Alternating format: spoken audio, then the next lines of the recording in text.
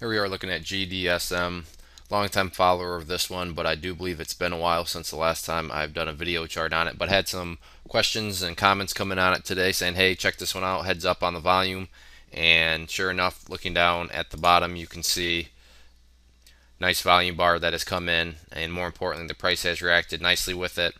But the one thing to keep in mind with this one, and I'm not saying that this is a guarantee for future results, so is GDSM lately has been a heartbreaker. And what I mean by that is we get nice above volume, green days, and then a pop, and then breaks our heart. Again, big volume, nice price reaction, breaks your heart. And here we are again. Now, like I said, just because it's happened before doesn't mean it's a guarantee that it's going to happen again, but it is something that should be made note of and just kept in the back of your mind.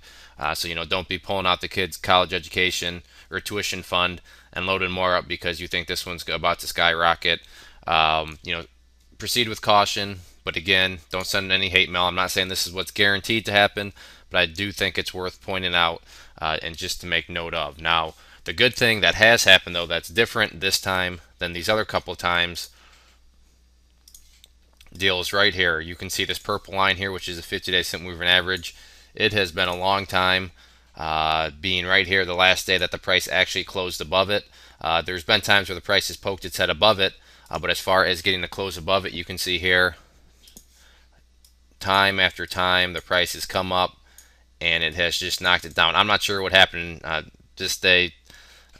Low volume, big price action, so I'm not even counting this as really a point. I'm essentially ignoring this day because something just wasn't right on the amount of volume for this big of thing. But nonetheless, like I was saying, the big difference is that the price was able to close above the 50-day simple moving average, which is a big deal and good to see. So with that being the case, the longer that the price can now remain above the 50-day simple moving average, the better the chart's going to continue to look and look. And then after some time, this will in fact start to begin to curl upwards. But in order for that to happen, the price will need to remain above it. In terms of support levels, very straightforward. We have this trend line down here that's been quietly sloping upwards as the bulls have put in higher highs. Doesn't have that fast of a slope to it, but there is a gradual uptrend to it, which is a good sign.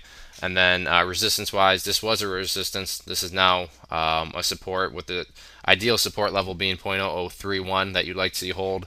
And then resistance wise, you can see there's a bunch of history up here right around the, we'll call it 0.0041, where there's going to be some resistance if the price can continue to bounce. But right now, the key thing is just going to be whether or not the price can continue to separate itself from the 50-day simple moving average, but more importantly, remain above it.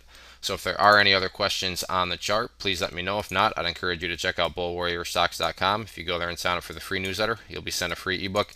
With your newsletter subscription, you'll get chart setups, trade ideas, educational pieces, all sorts of things from big boards down to penny stocks. So there's a good variety, something for everybody.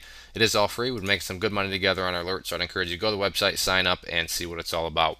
One more time, this is GDSM. Thanks for listening.